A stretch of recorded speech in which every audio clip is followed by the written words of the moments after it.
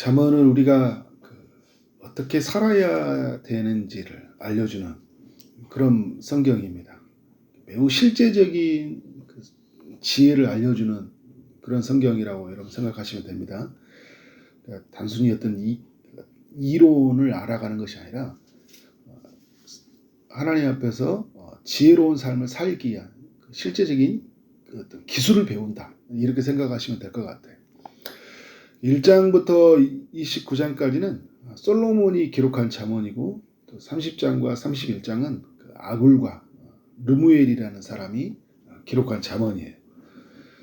솔로몬이 기록한 잠언을 조금 세분화시키며 1장부터 9장까지는 아버지가 아들에게 해주는 그 교훈의 형태로 쓰여졌고요. 10장부터 29장까지는 우리 삶의 구체적인 영역들에 대해서 이제 다루는 형태입니다. 가족, 직장, 이웃, 우정, 성, 결혼, 재정, 분노, 용서, 술, 돈, 이런 영역들에 대해서 우리가 어떻게 대해야 되는지, 어떻게 사는 것이 현명한 선택인 것인지를 우리에게 알려줘요. 오늘 읽었던 10장도 여러 영역들에 대해서 지혜를 알려주는데, 1절은 우리가 부모를 어떻게 대해야 되는지에 대한 지혜를 알려줘요. 지혜로운 아들은 아비를 기쁘게 하거니와 미련한 아들은 어미의 근심이니라. 지혜로운 사람과 미련한 사람의 분별법이 있는 거죠. 부모를 어떻게 대해야 하는지를 보면 알아요. 어떻게 대해야 되냐? 부모를 기쁘게 하라는 거죠. 근심에 쌓이지 않게 하라는 거예요. 지금 이 솔로몬은 아비와 어미를 차별하는 게 아니라 이제 언어의 유의죠. 우리에게 아비를 기쁘게 하고 어미를 근심시키지 않는 것, 바로 우리에게 지혜로운 삶이라는 것을 알려주고 있는 거죠. 우리가 하나님을 그에 걸맞게 대우해 주는 것이 하나님을 경외하는 삶이다. 제가 어제 말씀을 나눴는데요. 부모는 여러분 하나님의 대리자로 이 땅에 보내진 사람이에요. 부모도 어떻게 될까요? 그에 걸맞게 대우를 해줘야 되는 거예요. 우리가 이 시대가 권위가 많이 상실되어 있잖아요. 부모를 대하는 것, 또 스승을 대하는 것, 이런 모습들이 굉장히 말씀이 없는 이런 시대의 그런 삶을 살고 있는 것 같아요. 어떻게 대해야 되는지 몰라요. 말씀이 기준이 되지를 못하죠.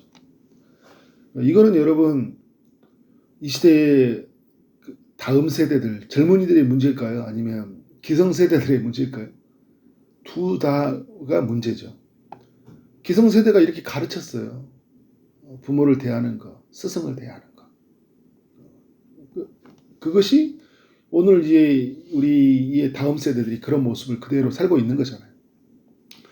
자녀에게 부모를 공경하는 것을 어려서부터 잘 가르쳤어요. 어떻게 하는 것이 부모를 공경하는 것인지 잘 가르쳐야 했어요. 그런데 이제 그렇지 못하다 보니까 부모에게 또 스승에게 함부로 하는 이런 모습들을 보게 됩니다. 그러니까 여러분 지난 한 주 동안 이슈되어 있던 제자가 스승을 그렇게 상습적으로 폭행을 했다는 게 이게 말이 되냐는 거죠.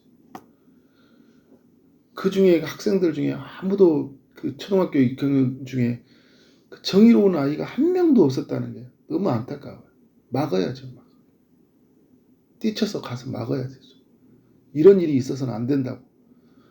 그러니까 여러분 그 아이의 문제이기도 하지만 그 주변에 있는 아이들에게 아무도 가르쳐 주지도 않았고, 그런 부분들이 이렇게 이런 일이 터져나온 것 같아요. 그러니까 이런 솔로몬이 그 자녀들에게 이렇게 주고 있는 교훈이지만, 사실 이 잠언을 통해서 뭘 하는 거예요?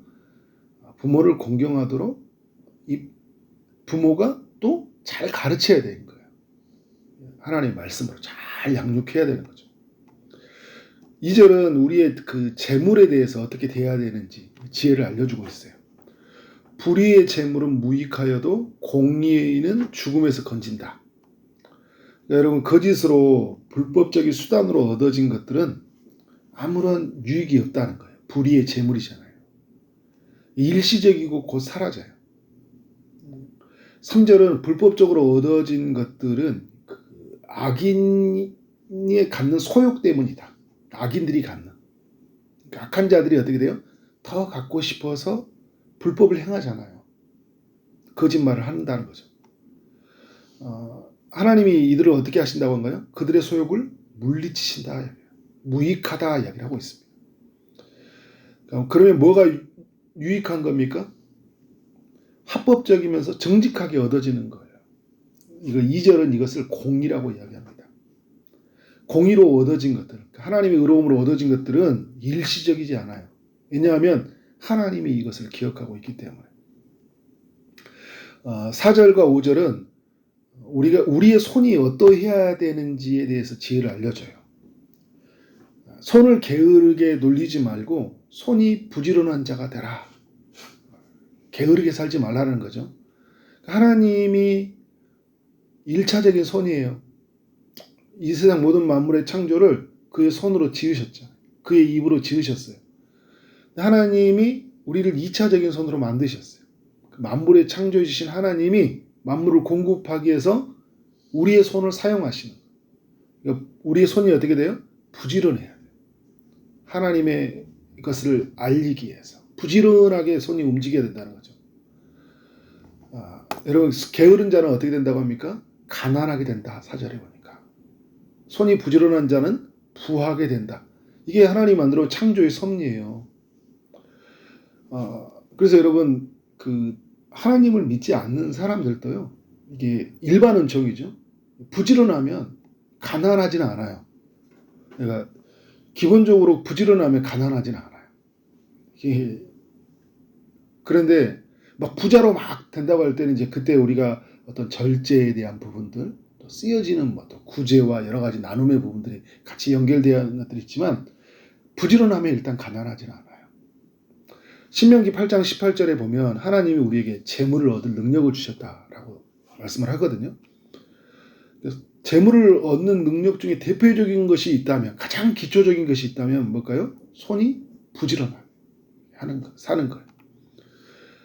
오늘 이제 잠언 10장 5절에 보니까 여름에 거두는 자는 지혜로운 아들이다.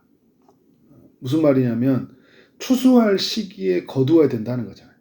이게 지금 추수할 때가 됐는데 지금 거두지 않아요. 예를 들어 이런 과일 농사 있잖아요. 그 과일 농사를 언제 수확하냐가 굉장히 중요해요.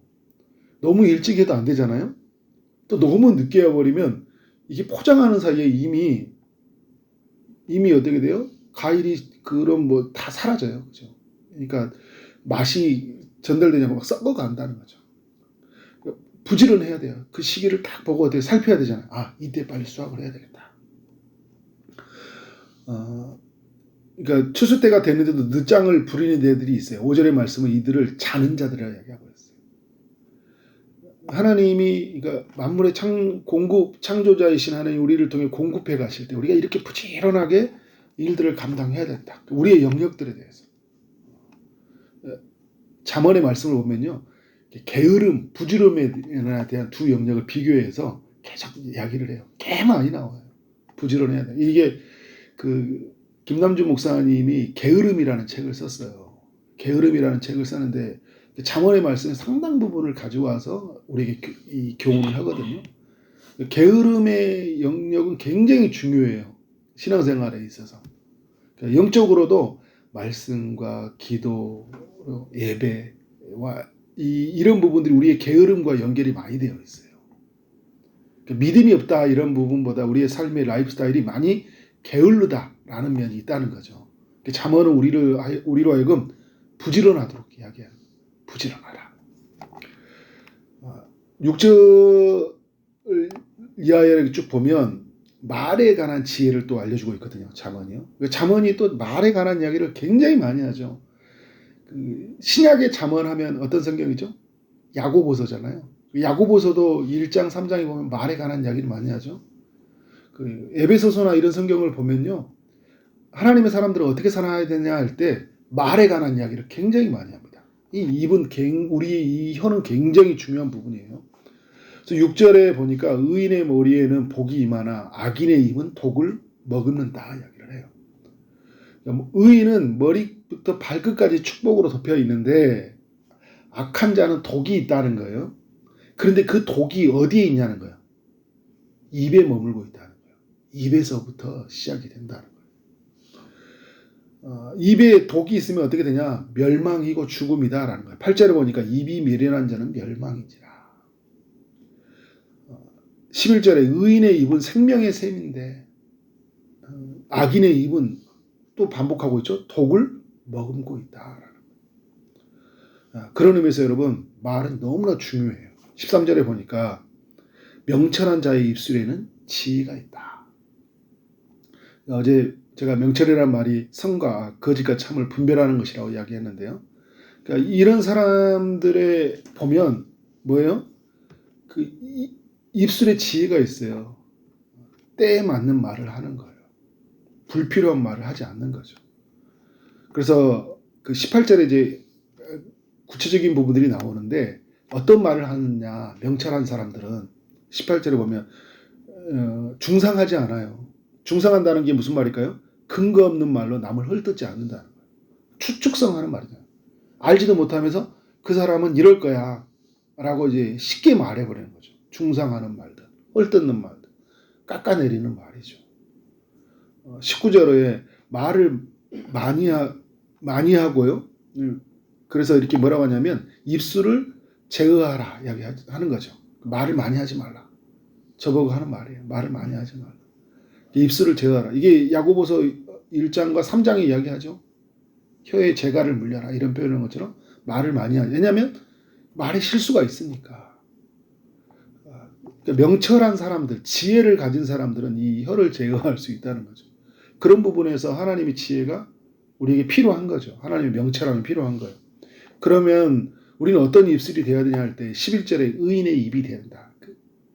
이게 솔로몬이 이렇게 의인의 입, 20절에는 의인의 혀, 21절에 의인의 입술 이렇게 표현을 하고 있어요. 그러니까 이런 우리의 입술이 되려면 지금 신약의 시대에 누가 필요해요? 성령님이 필요한 거죠. 성령이 임하셔야 돼요. 이 땅에 성령이 임하시면서 가장 먼저 한 일이 뭔지 아세요? 우리의 혀를 주관하는 일이었어요. 성령이 강림할 때 우리의 혀를 주관하는 것부터 시작이 되어진 거예요. 그러니까 하나님의 영이 임해서 우리 입술을 주관해야 돼요. 그래서 우리가 입술을 주관하면 어떤 일이 합니까? 20절에 의인의 혀는 순은과 같다. 순은과 같은 혀가 되는 거죠. 21절에 의인의 입술은 여러 사람을 교육한다. 여러 사람에게 영향을 끼쳐요. 성령에 붙들려서 말을 할 때 여러 사람들에게 영향을 끼치는 거예요. 성령에 붙들리지 않고 육체로 충만하면 어떻게 돼요? 여러 사람을 시험 들게 합니다. 여러 사람을 힘들게 해요. 이 31절에 의인의 입이 지혜를 낸다고 하잖아요. 하나님의 성령을 입으면 지혜로운 말을, 지혜로운 것으로 사람들을 설득해가고 만들어가고 움직여가는 거예요. 그래서 오늘 여러분 10장이 오늘 제가 이제 말씀의 결론을 내린다면 부모를 어떻게 대해야 되는지, 재물을 어떻게 대해야 되는지, 또 우리 손이 어떻게 대해야 되는지, 또 우리는 어떤 말을 해야 되는지에 대한 지혜를 이 10장이 주고 있어요. 더 많은 지혜를 줘요. 또 이렇게 한 절 한 절 더 깊이 들어가 보면 더 많은 지혜를 주고 있습니다. 그러니까 우리가 지혜의 말씀에 이 잠언에 계속 귀를 기울여야 되겠죠. 하나님이 나의 생각과 나의 말과 나의 모든 행동을 말씀으로 덮어서 말씀으로 살아가도록. 그래서 사람들에게 하나님의 지혜를 보게 하는 거죠. 우리의 삶의 그런 모습들을 통해서. 그런 은혜가 여러분 삶 가운데 드러나는 하루 되기를 주 이름으로 축원합니다. 기도하도록 하겠습니다. 하나님 아버지, 잠언 10장의 말씀을 묵상하게 하시니 감사합니다. 우리로 하여금 부모를 어떻게 공경해야 되는지, 또 자녀들에게 부모를 공경하고 또 스승을 어떻게 공경하고 살아야 돼 가르쳐야 되는지 우리에게 마음의 소원을 주시고 또 이것을 대해서 기도하게 하시니 감사합니다. 재물을 어떻게 대해야 되는지, 또 우리의 손이 어때야 되는지, 우리의 말이 어때야 되는지를 알려주셨는데 하나님 말씀대로 살아가는 하루 되게 하여 주옵소서. 우리의 힘으로 이 모든 일을 감당할 수 없으니 주의 성령을 구하옵니다.